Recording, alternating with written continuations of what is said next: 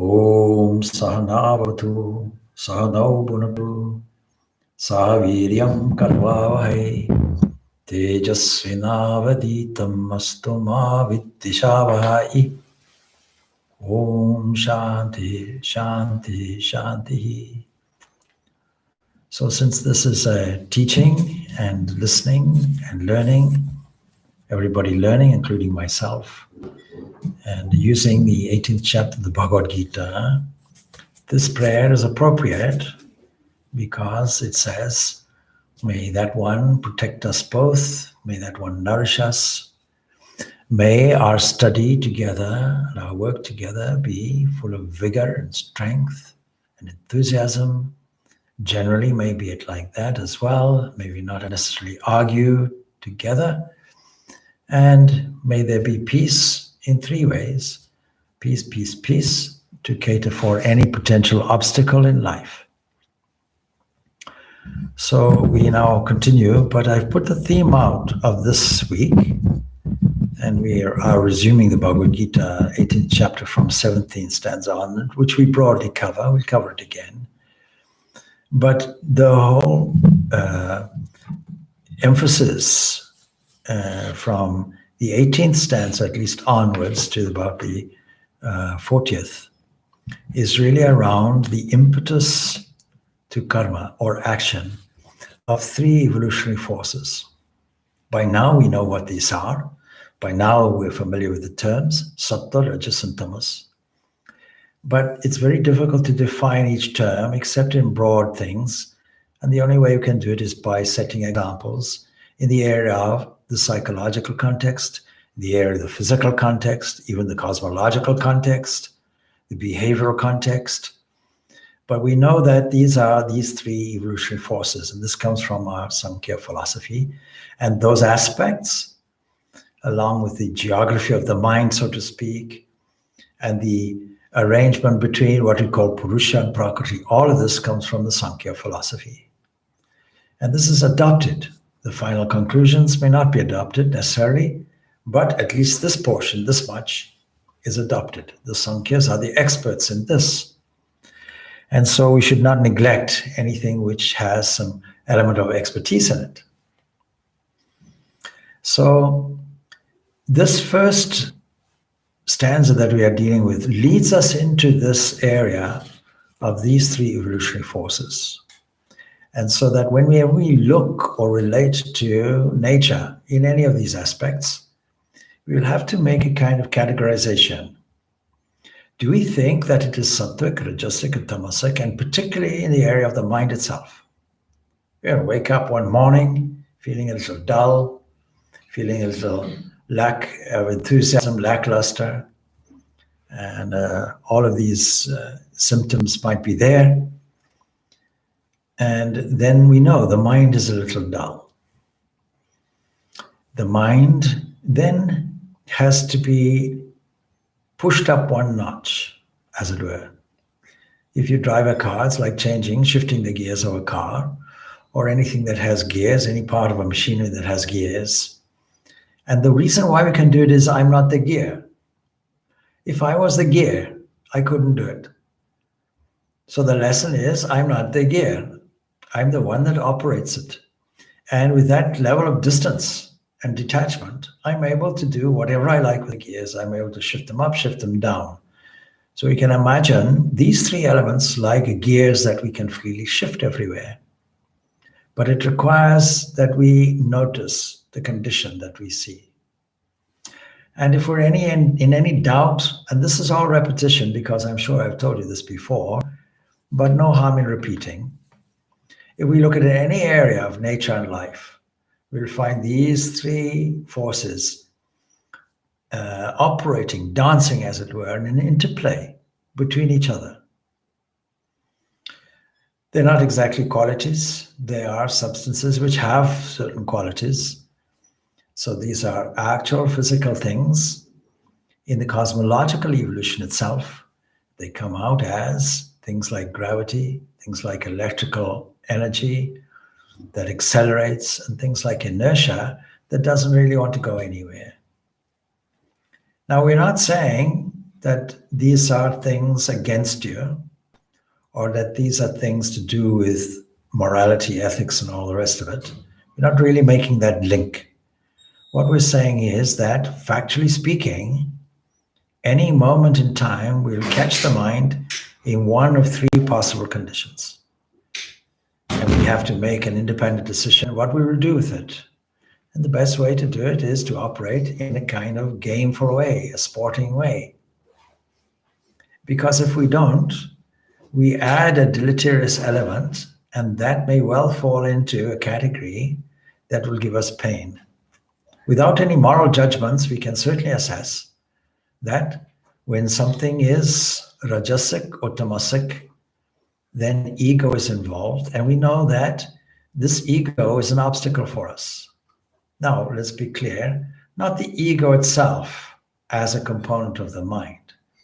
This sense of I, this coordinating aspect, has to be there. It is one of the psychological components that we have. It is part of the mechanism, if you will. But it is this identification with it that is erroneous. And if it's erroneous, then our behavior will match it. And every time we think that we fall short of something, or that the shortfall is in terms of some kind of internal gap or deficiency within us, then we are battling to survive, or battling to rectify the situation and correct the situation or fill the hole in. And that does not really make the human any better than any other biological species. We think that we are much better than a mammalian animal or a reptile or any of these things. We think we're much better than a crocodile, although we still like to pull people's legs. But these animals are all centered largely on survival. And that survivalist instinct, genetic impulse, is also within us. And when we discuss these things, whenever there is a resistance, either in practice or in attitudes or in behaviors, it's because the genetic conditioning wants to kick in and rule. It's quite natural. And so what is spiritual life? Spiritual life is removing all these obstacles, largely of genetic origin, so that the mind can remain in such a condition that something surprising is discovered, something that we never thought of from the genetic point of view. And that is our own inner immortal self. It is the God within. It is the kingdom of heaven within. It is yourself made in the image and likeness of the supreme God. This is called Atman, and also dual language is used here, and certainly Sankhya language is used here, called Purusha, which simply means person. Derived, as I may have told you many times before, from Purna and Puri. Puri, a city. But lest you think that the city is a confined area somehow in the rib cage or something like that, it is Purna, the thing that is full and all-pervading, the thing that we find everywhere, where there is no lack of anything. Purnamadam, Purnamida. You see that prayer? All is full. This is full, that is full. You can't take fullness away from fullness. If you try it, fullness alone remains. That's the prayer. So this 17th stanza leads us into it. It tells us a very important lesson. When we assess activity of any kind, let's not make a confusion. What confusion can we make which traps us and binds us? Yasya na hamkrato bhavo buddhi yasya na lipyati hattapi sa imami logan na hanti na nibadyati. Yasya, whose? The one who is not bound. We can put an insert because the end of it says, it's to do with being bound. So we can interpret it as he was free from the notion That means the very idea, the implication, the inference, the attachment of egoism. That is, I'm an actor, prophet, entity. I am doing it. But really, close examination tells you you're not doing anything. Are you pumping the lungs? Are you digesting your food? Are you squeezing the peristaltic heart? That's a kind of a pump. Are you kind of winding up some kind of invisible thing that makes you sweeps away the cobwebs and say, "Oh, I'm thinking much more clearly now." You see, there was a joke once. Somebody said, "I found it difficult to open my eyes this morning. The person who normally does it is on holiday." You see, when you speak like that, as if somebody opens their eyes. Well, I open my eyes as if it's a kind of surprise. Who else is there to do it?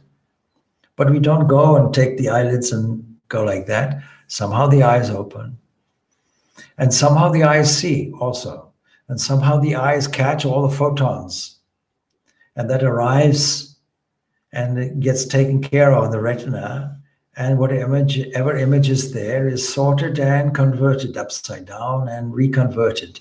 It's an upside down picture that comes to us correctly formed, and we are told, amazingly, astonishingly, that we don't actually see anything external.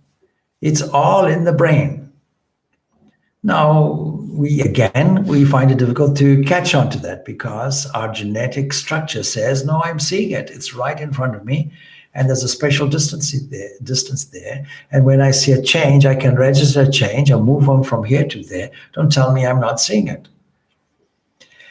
So the world is a peculiar place because when you really examine it correctly and take these three evolutionary forces, Sattva, Rajas, and Tamas, you'll find there's a curious dance, an interplay between these three forces, which is not necessarily as tangible as we think.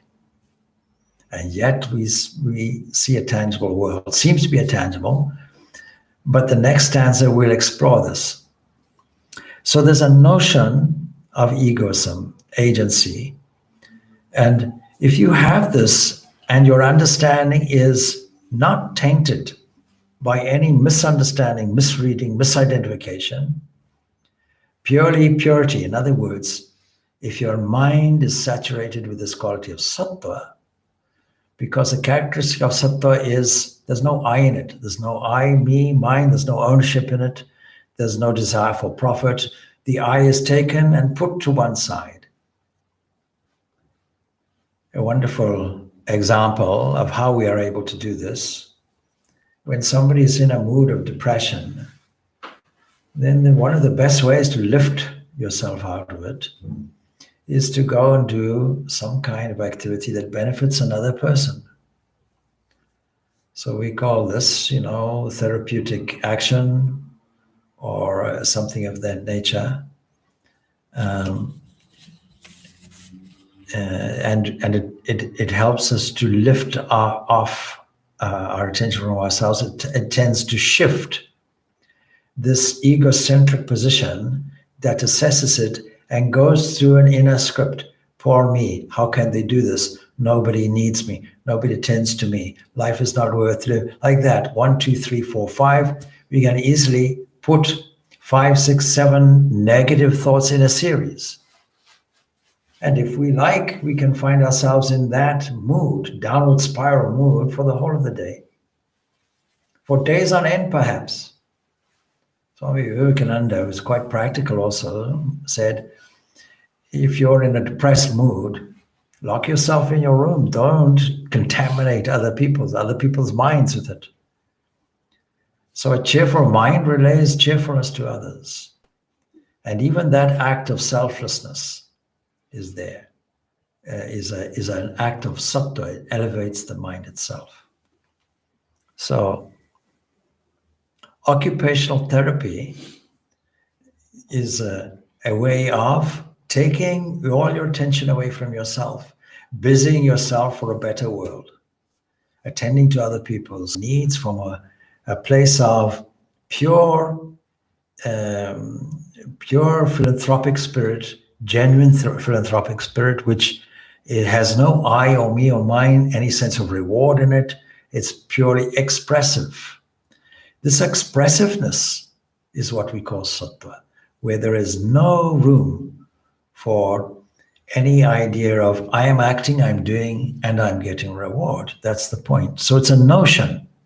It's not an actual thing. It's our notion about it. It's called bhavaha, the notion, the idea, the flavor, the behavioral move towards such a position. So, though he kills these people, referring to Arjuna, now our job is not necessarily killing, but in this case, that's his job. So, though he kills these people, he kills not. Don't forget Arjuna's dilemma from the very start.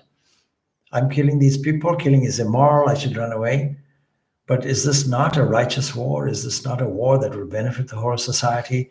Is it not my job? Should I not employ my skills? Are these not, in common phraseology, God-given things? Or shall I sit on my hands and do nothing just because the context of this war doesn't suit me, is difficult, is painful? Should we not face the so-called painful situation with great strength and courage? After all, who should be courageous except somebody whose job is the military?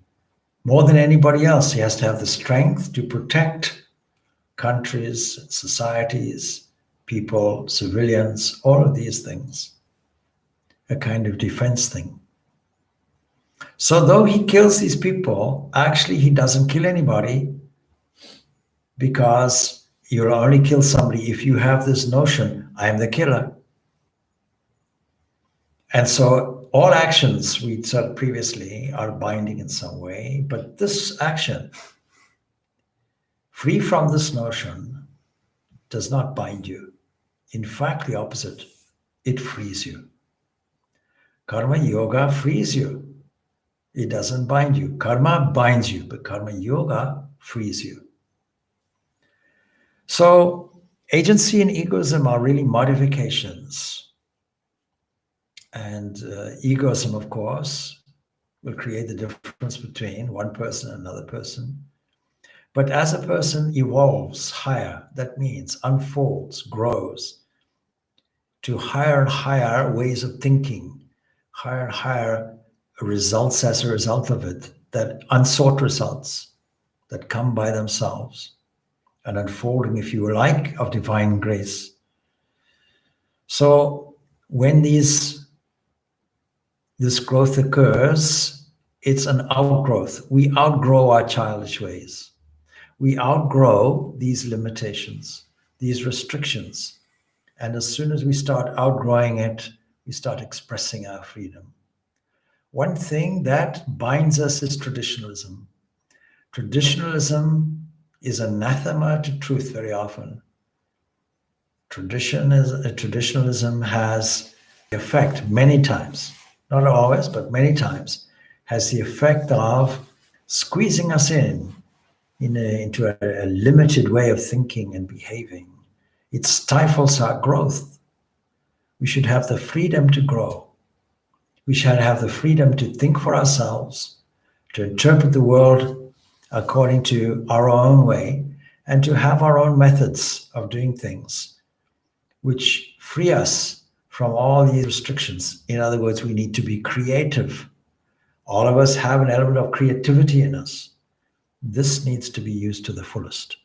Not only is our goal freedom, but our expression toward it should also be free. And part and parcel of this is this learning not to identify ourselves with the body-mind complex. Thinking that we act, but we don't act. Knowing that we don't act is knowledge indeed. It's a bit like acting on a stage. When you act on a stage, you know that it is a drama, you act well, but there's no agency. I never created the drama. I'm only acting a part in it. I'm not attached to the role I'm playing. In a sense, I'm witnessing it. or looking at yourself or events in a mirror, it's not the mirror that creates the image. The mirror just stands there, sits there, and whatever you see, it is reflection. So we have to make this distinction.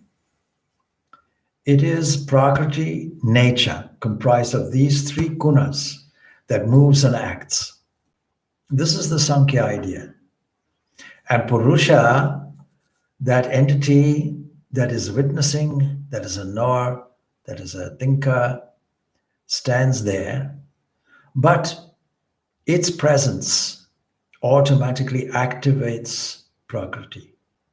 A bit like a dynamo, see, or a magnet, you see, something like that. One part remains static, the other part moves, and the part moves because of the magnetic influence. In this same way, we find Purusha standing still, Prakriti moving because of its presence. We can put it in a highly poetic way, artistic way. Prakriti, of course, is a feminine term. So it is the feminine reacting to the presence. It is the dance, if you like. This is portrayed, of course, in many different ways. Shiva dancing outside the great CERN organization laboratory called the Large Hadron Collider in Switzerland, over the border between Switzerland and France. In Geneva, actually, we see there's a huge, the largest laboratory in the world, underground. And there they send subatomic particles at lightning speed, almost the speed of light, maybe a fraction less than the speed of light, smash pieces together. There's a great licensed car crash in terms of atomic particles, and they measure the fallout and so on, things like that. So when we see these particles being activated and this great energy being released, and we know that the observer of it is not moving at the speed of light. There's a great difference. So we have to make this distinction. But outside that CERN laboratory is a wonderful symbol of it. The famous bronze Nataraja, Shiva dancing there, and with leg uplifted, and the symbol of all the light around, because all these symbols and the movement of dance and the hair flowing, and all of this, you can see this is just like atomic particles, subatomic particles, flashing, moving, dynamic in their way, dancing. This world is a dance, if you will, of flashing particles that appear and disappear. You can think of the world in this way, and some particles are sattva, and some are rajas, and some are tamas. And when they come within our realm of control, we're able to use them like shifting gears for the better. We can start off with the lowest gear, tamas. We can see the mind in a lazy condition, indolent condition, unenthusiastic condition. Instead of criticizing it or endorsing it, saying, okay, you're my friend. Today, you're my friend. Laziness is the order. I can spend the whole day in bed today. Instead of doing that, we can shift the gear up. And the gear we shift up could be rajasic, highly enthusiastic. Let me go and do something. Let me achieve something. And that will have an element of egoism in it, but it's much better than laziness. And then we can take that and shift it up again. And we often need rajas. Otherwise, how will you learn a living? But we have to make sure that sattva predominates. It can be marginally predominating. Theoretically speaking, the mind that is sattvic could be proportionately 51% sattva, 49% other things. As long as the sattva is there marginally dominating, assessing what's happening in the mind, the condition of the mind, shift the mind. And the easiest way to shift the mind is through words. Words and concepts go together. And when you match it with a feeling, immediately you find yourself in an elevated mood. You can do this by thinking of God. You can do this by fixing the mind, as Krishna has said. Fix your mind on me. You can do this through abhyasa yoga, bringing the mind back, bringing the mind back. This inevitably we have to do, practicing until we get knowledge. Knowledge can be defined as the cessation of the necessity to repeat. I don't suppose we get up in the morning and say, my name is so-and-so, my name is so-and-so. Of course, I've never met anybody called so-and-so, but never mind. So you know your name. You don't have to keep repeating it. And it doesn't deplete. You don't say, I have to fill up with my name because I repeated it so many times today. So many people told my name and I told it. And so now I have to fill it up again, keep repeating my name, my name, my name, so I don't forget it. That's all not necessary. That would be absurd. So when we know something, very often people ask a question, how will I know? You see, it's a counter question. When you know, you know. See, how will I know what the old example of sugar and sweetness and so on? If you've never tasted sugar or have no idea what sweetness, what is it? Well, yeah, please take some sugar and eat it. Don't do it too frequently, you'll get diabetes, but never mind. At least see what is sweetness. And when you taste the sweetness, then you know what it is. No need for me to describe it. Please experience it yourself. So these words and concepts can be used and the mind can be shifted, our attention can be shifted. It's mainly the attention can be shifted upwards because the result of Rajas and Tamas will be pain. And nobody really wants pain, but ignorance prevents us. Knowledge is the antidote for ignorance. All right, so let's have a look and see. The 18th stanza is like this. Now we begin from the 18th to the 40th stanzas are to do with these three gunas, giving impetus to action. But let's not make the mistake of thinking I do anything. I don't do anything. All my energy is borrowed, even from the sunlight, it's borrowed. I don't have energy of my own, but I'm allowed to think in this way. Free will allows me to think in this way. God, if you like allows me to think in this way. But I need to outgrow it and register it to the proper account. Jnanam yayam parijñāta trivadha karma chodana. Karanam karma karteti trividaha karma sangha graha. Knowledge, jnanam, knowledge. The object of knowledge, jnayam, and the knower, parijñāta. These are the threefold ingredients, if you like, the threefold incitement to action. And the instrument, the object, and the agent are the threefold constituents of action. Why should we know what action is? Why should it be told to us? Why should it be broken down almost in an analytical, scientific way? Because this leads us to understand who the real knower is, who the real what the real object is, what the purpose of our knowledge is. But knowledge, of course, in this case means absolute conviction. Now, how do we get knowledge? Every biological creature has a skin, whether it's an insect, even if it's a single cell bacteria has a skin. We call it a membrane. We don't call it a skin. A multiplicity of cells called a human body has this coordinated skin, this overall skin, largest organ of the body. And it is through the skin that we get all our external knowledge. Now, I know it doesn't sound right, but think about this. The eyes are not on the inside. The eyes are on the outside, on the skin. The ears are partly skin, are on the outside of the skin. The nose is on the outside of the skin. You don't have an inverted nose. Mouth, it's all on the outside. Same thing with the membrane of a bacteria. All its knowledge comes from the skin, through the membrane.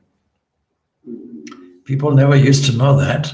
Only fairly recently, last 20, 30 years, people know it. And it leads to a science called epigenetics. In other words, previously, pure genetics had said, you see this potential that is within us, this architectural plan in the nucleus of the cell called DNA, deoxyribonucleic acid. This is the key to everything. If you fall in a diseased way, it's because you inherited some DNA from your parents. You've got this gene, you've got that gene. It's all to do with genes. Previously, disease was all to do with bacterial infections. But it doesn't explain how we breathe the same air in, and you get the flu and I don't get the flu. So there must be something in me. It's your genetics. But it's not the genetics at all. It's nothing that you inherited. Not at all. Because the individual cell has got so many backup systems, so many protections. The DNA or the genome is designed to manufacture proteins, and it's designed to replicate. But if you extract that DNA from a cell and put it in a petri dish, it can sit there for 1,000 years. It's not going to do anything. It's dull stuff, and yet it holds great potential, coiled up in itself. The yogis, I think, must have seen it and referred to it as kundali. They coiled up one kundalini. So this coiled up thing, these strands of protein, and with bars, as it were, of amino acids there, and coded in a certain way, certainly contain all our possibilities, but this can be modified. And the modification comes through this epigenetics, which essentially, without going into great detail, stems from a response to the environment through the cell, through the membrane of the organism. In other words, the eyes, the ears, etc., the equivalent at a cellular level is the membrane of the cell. And its response to the electrolytes or hormones or whatever is the environment created, which also means that as we think, we can change our chemical environment, and epigenetics will respond to that. And there are a number of examples which hold that to be true.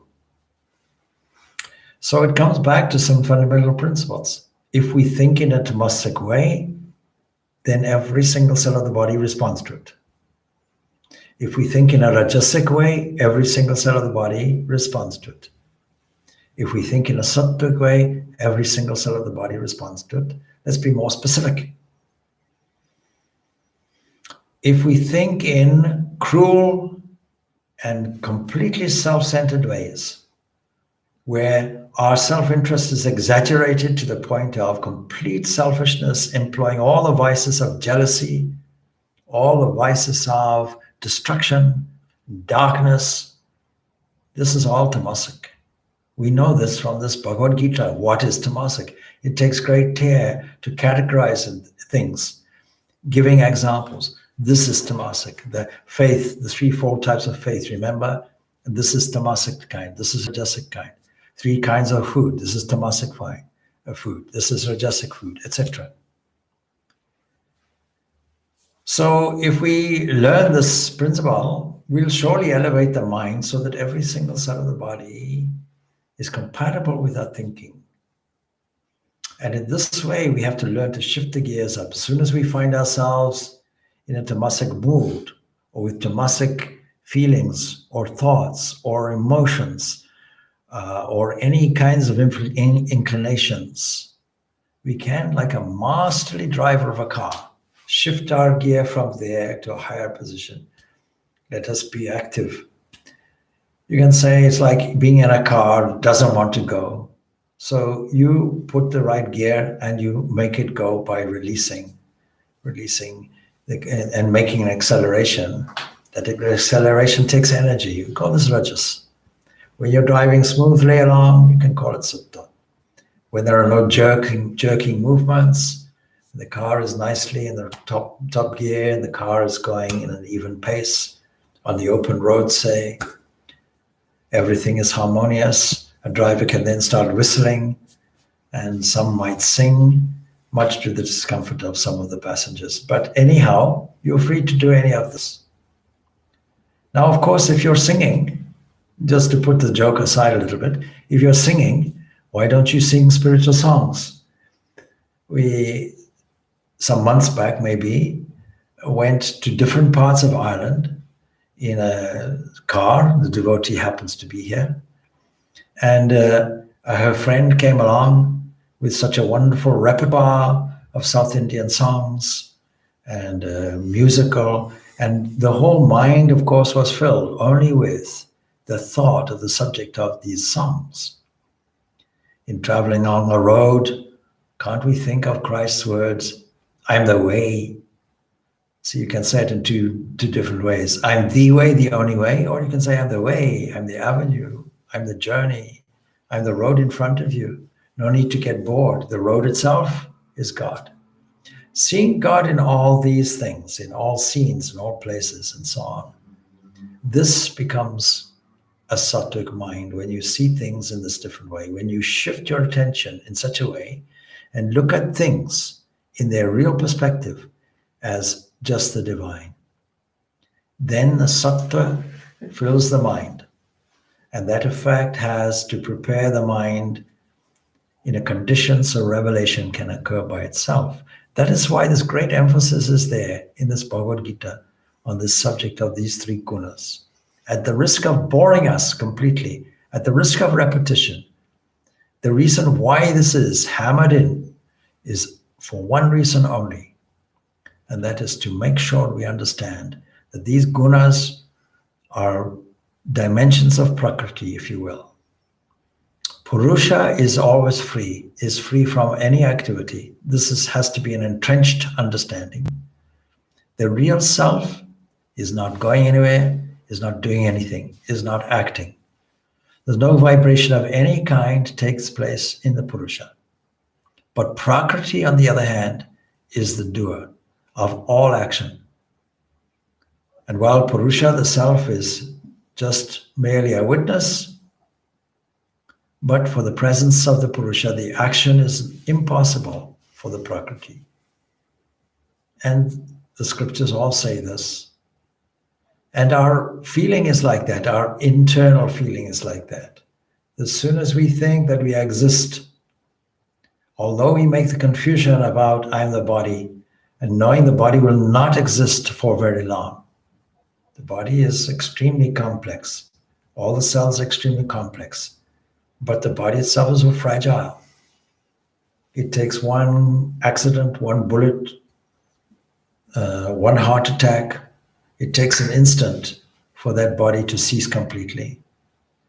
So in that sense, very vulnerable. Very vulnerable. We can see from the COVID virus how vulnerable we all are. Emotionally, physically, in any way. Responsive to the slightest fear. Because, of course, maybe nearly 18 million people have recovered successfully from the virus. Now, this kind of encouraging way of thinking is not brought to us. It's all doom and gloom. So there are things which we should encourage. When somebody brings us down, we should elevate their mind and our own at the same time to a position of optimism and joy. And you can only get that when there's no sense of self-centeredness or selfishness. So all knowledge comes through the medium of some kind of interpreting faculty, some kind of channeling. In the sense of a bacteria, it's the membrane. In the case of the human or any other animal, it is what we call the senses, extensions, if you like, of the skin. And then that has to go through an interpretive faculty. Even an animal who is assessing a prey, it's very interesting to watch a chameleon and how the chameleon watches. Of course, it has eyes that can rotate much more than we can, 360 degrees, and independently operated. A wonderful mechanism. As soon as it sees an insect that it likes, it stays still. It knows how to stalk the insect. It knows how to camouflage itself. And when I say know, the skin knows. So there's something within the whole organism of what we call chameleon that knows maybe through an evolutionary process of learning. It learned it. And that learning process was passed on to it. It inherited, as it were, the capacity to know what to do in what environment and how it becomes adapted. And that adapted mutation, yes, genetically can be passed on. The capacity for the skin to change color is certainly genetically inherited. But inside that, what is the will to survive? What drives the will to survive has to be investigated. Anyway, if you observe this chameleon, watching, as it were, the unsuspecting insect, only a fast speed camera with a tremendous shutter capacity can capture the tongue darting out and catching it, the sticky tongue, and a very long tongue. Because the word zap comes to mind, zaps it quickly, quicker than the human eye can catch it. Before you know it, it's finished. The event is finished. Only if you film it and slow it down and so on, do it in all in slow motion, can you catch the second by second events of it so quickly. So this knowledge comes and has come to all of us. But this is ordinary knowledge. This is only knowledge about the outside world. This is only knowledge of the objects. And the objects are objects of the senses. And the interpretive faculty has to be linked with our inherent knowledge. And then we say, it is this, it is that. And it is only through previous experience we're able to identify these things. If you doubt that, of course, you take somebody who has no sight, and then all of a sudden, through maybe a surgical operation or something, the sight is restored. They have a very different sense of spatial awareness, a completely different sense of spatial awareness. They don't know any different. So all of this is learned. So we have to understand from the Sankhya the structure of the mind and how these instruments of knowledge come to manas, a mind. And this mind generally operates everything, but it has to feed the information to buddhi, a determinative faculty that is able to have an executive function and determine what shall we do about it. So this series of events happens so quickly, and then there is an assumed owner to it, an agent. So the instruments are twofold, internal and external. The real instruments of perception are internal, and these are called manas and buddhi. And if you study the Sankhya understanding of the mind, you'll see these sections, that there is something called a mind stuff called chitta. And within this mind stuff, it manifests itself in these various faculties. And the faculties are a sense of agency, ego, a sense of determinative faculty, and a receptive and sorting faculty, where emotions are also there, and the internal information structure that we call the perceptions, organs of perceptions, and then the actual instruments which we have, the external instruments, eyes, ears, and so on and so forth. And then you require the objects. Now, are the objects there is a question, is an interesting question. Philosophy of this kind tells us, actually, you think they're there, but they're made of these subtle forces, these three gunas. And these three gunas are like waves. And in their pristine potential form, of course, they're formless, because something is only registered to exist if there is a disruption, if there is a kind of oscillation or a small tremor in the waves. Some kind of tremor must be there for us to notice it. So what we call this Jivatman functions as an agent. Jivatman, that is, this Atman associated with the faculty of the mind, the personality, the persona or mask, and that comes along with the body. In other words, an individual a sensed individual entity. We all have the sense of individuality. This is called Jivatman. So we see in the Jivatman a gradation, both in the knowledge and the capacity to work as well. And then the next question, what is it that brings about this sense of differentiation? We know that is there. What brings it about? What gives us this triangular arrangement of knower, knowledge, or knowledge, knower, and objects, or knowledge, objects, and the knower. These three things. Now don't forget, in the 13th chapter, we've already covered a subject called knower and a field. And whatever is observed comes as an objective separate thing from the knower. So, jnanam karma cha karta cha tridaiva gunabhedataha projate gunasankyane yatavach charanu tanyapi. Knowledge, that is jnanam, action, karma, and karta, the actor. These are declared in the science of gunas to be of three kinds only, according to the distinction of gunas. Hear of them also as they are. We're going to repeat this until we get it, obviously. So again, you see, this is part of the Sankhya system, and the system is the authority, of course, with regard to cosmology. And the idea is that we have these three forces: gravitational energy that operates and wants things to unite. We can equate this with the sattvic component, electrical energy that wants things to disperse and to fractionate. This we can call rajas. And then we find tamas, inertia, doesn't want to move anywhere. It's these three forces that we find in science as well. The competence of the taught is a factor. It demands deep scrutiny. So the disciples are graded, of course, in terms of intelligence. You can get somebody who's intelligent or dull or mediocre in between.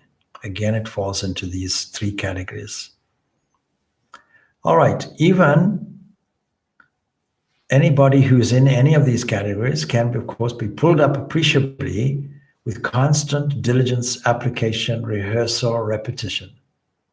And this is spiritual practice.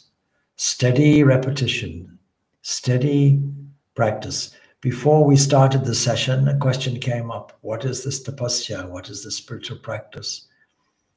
Should we practice austerity? Austerity itself, I pointed out, is an awkward word. It's a very negative connotations, because in the world of Western mystics, it's associated with maybe physical punishment, or even in other religions we can find it, not just Christianity. We can find it, for example, in a place called Mauritius, where we see regularly this kind of torture of the flesh that Krishna has already mentioned as being of the tamasic type. So we're all competent to be taught. We just have to be prepared. Another part of the question is part of resolution. We obviously have to resolve that we will make the shift. It's no good sitting in a car and expecting it to shift itself, shift the gears themselves. Of course, we're talking of a manual operated car in this example. Sarva bhuteshu yenaikam bhavam avyayam ikshate avibhaktam vibhakteshu tajjnanam viti sattikam. The knowledge by which this one imperishable being is seen in all existences, undivided in the divided. Know that knowledge is sattika. What a beautiful statement. So the knowledge that will be to our advantage of a sattvic type, don't forget we are discussing the three gunas. That knowledge is where we see something that is imperishable being. And we see that imperishable being in all existences. What do we mean all existences?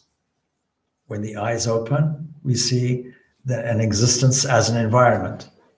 as family, as friends, as associates. When we go to the work, we find people also, acquaintances, associates, maybe relatives throughout the day. Many people we see, many places we see, many events we see, many pieces of fragments we see, we hear also. So all of these things are what we call existences. We don't deny that they exist. We certainly take it for granted. I exist, and we take it for granted other things exist. But they're all perishable. They'll all come and they'll all go. And in this perishable scenario, in all of these ripples and fragments and waves and oscillations, in these flashes, in these particles, in these appearances and these disappearances, all of these, we are certain about one thing: these are all perishable. Anything made from combined parts will dissemble, will disintegrate. Anything that is integrated will disintegrate. And all these things have parts, and all these things have individual parts called objects in space. And all of these things are subject to motion and time change. So these are all imperishable, perishable. But there's one imperishable entity that is constant.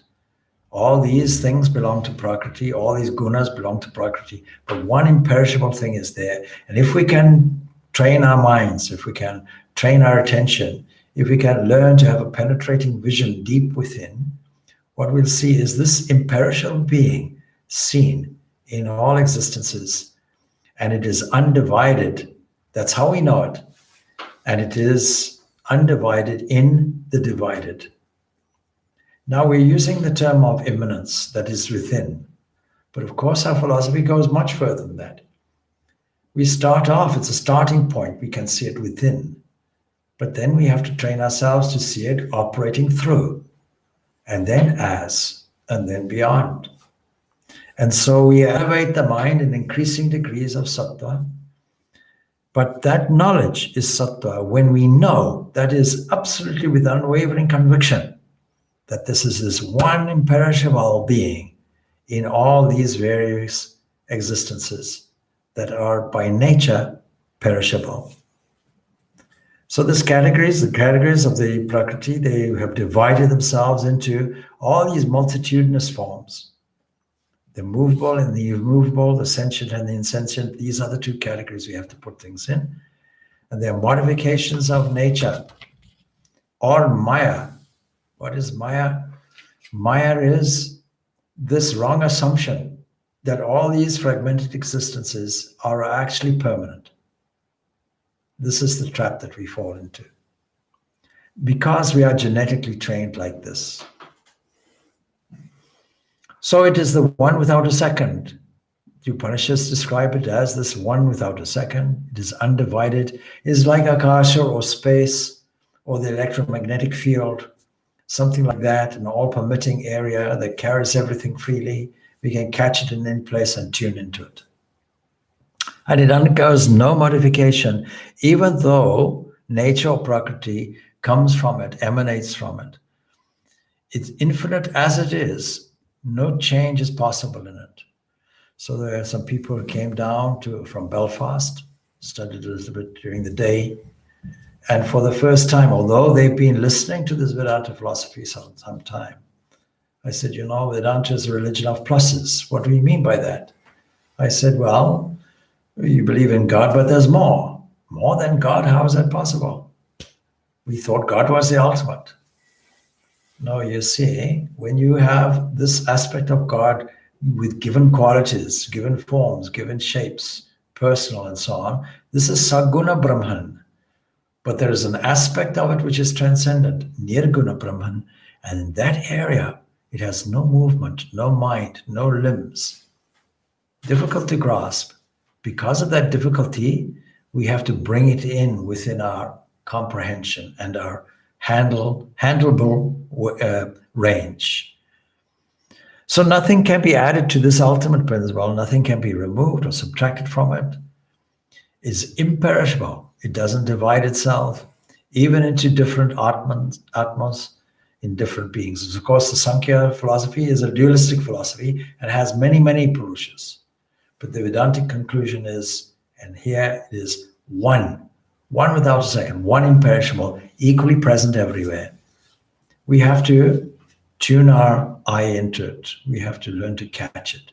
We have to learn to see it in the easy examples first, in the beauty of nature, for example, or the face of a child, and then extend the examples and say, if it is true there, it is true everywhere, because it's one within all these variations. Ramakrishna has this to say: though the air carries fragrance and foul smell alike, it is not affected by them. Such is even the case with the Paramatman, the Supreme Atman, the basis of the varying universe, the very basis of the varying universe. The reason why these concepts are churned out and presented in different ways, after all, the Upanishads present the same principles in different ways, different approaches, is repetition, because it goes against our gut feeling. It goes against all our instincts. Our instincts to say, no, this is me. You ask somebody unfamiliar with these ideas, who are you? They say, I'm me. What do you mean? Well, please describe yourself. And this is where they fall into a trap. They never describe themselves. They describe all aspects, everything under the sun. Their occupation, their taste in dress, their hobbies, their families, their bank account, all kinds of things associated with what they call I. But can you describe, supposing you say body, well, the body perishes. And yet you are the same. You are the same as you were when you were 5 years old. You haven't changed a person. Same person, but different clothing. You put on a different cloth. One was a 5-year-old cloth, one was a 35-year-old cloth. So this subtlety of understanding has to be fully grasped. And that is why we are repeating time and again these concepts. Pratatvena tu yach jnanam anabhavan pratagvidhan veti sarveshu bhuteshu tajjanam viti rajasam. That knowledge is different, but that knowledge by which one sees all beings, manifold entities of different kinds, as varying from one another, that knowledge is Rajasaka. And it starts with me. It starts with the ego that says, I am so-and-so, separate from anything else. I'm completely individual. And this sense of individuality has put us to the extreme, has put us in great difficulties. Let us take the area of freedom of speech. I'm entitled to say anything to anybody I like because I have the right to do so. It is said that Eastern culture is more collectively orientated. Western culture is more individually orientated. And if a sensible person is there, say there needs to be a balance of the two. So what is Rajasic kind of knowledge? Sattvic kind of knowledge is seeing that one in the many. Rajasic knowledge is seeing the individual and not seeing the many at all. Seeing the varieties, not the unity. This has implications for interfaith movements. It has implications for warfare. It has implications for political, economic struggles in the world today. Because identifying yourself with a nation opposed to another nation is another way of extending your egoistic identity and creating war and pain for others. So the Rajasic knowledge holds that there are various atmas, various selves with varying traits and various skills and varying propensities, residing in the bodies of various types and grades of evolution. The Atman itself has to undergo evolution as the body does. That's the view that is entertained by the Rajasic people. But these are just what is called upadis. And we'll describe next week what upadis are. Upadis, what are called limiting adjuncts. These people are only describing those limiting adjuncts. Just to briefly finish off, what is an example, a good example of the differences of understanding between the Sattvic and the Rajasic? Let us take, for example, all the light bulbs in a room. If the light bulb flickers and is faulty, The Rajasic person will say, the light bulb is giving my eyes problem. The light bulb is at fault. We should attack the light bulb, or we should do something else, but the light bulb is the difficulty because they're thinking the light bulb is the ultimate end. They're not thinking of it as an adapter or a limiting adjunct. Limiting because it's limiting the electrical current on the one side. You can turn it off or turn it on. Manifesting because when it's on, it manifests the electrical current in the form of light. So we can't blame the electrical current. That's always constant. We just have to hook into it. The light bulb is just instrumental. We have to catch this idea of this instrumentality aspect. Wonderful prayer that Francis of Assisi puts, make me an instrument of your peace, or make me a channel of your peace. Where there's hatred, let me sow love, that kind of thing. So let us put ourselves more in an instrumental point of view, as we commonly understand ourselves, and saturate the mind with the sattvic property, with the sattva guna that purifies and elevates and brings joy to the mind. And let us saturate to the extent that our activities become generous, selfless, giving, full of a generosity of spirit that acts to serve for the welfare of all beings. Because we see that unity of existence there with all beings. This is practical philosophy. Seeing God everywhere and everything is practical philosophy. Let us practice it. Om Shanti, Shanti, Shanti. Peace, peace, peace be unto all. And we're finishing off now on the start of the 21st stanza for next week.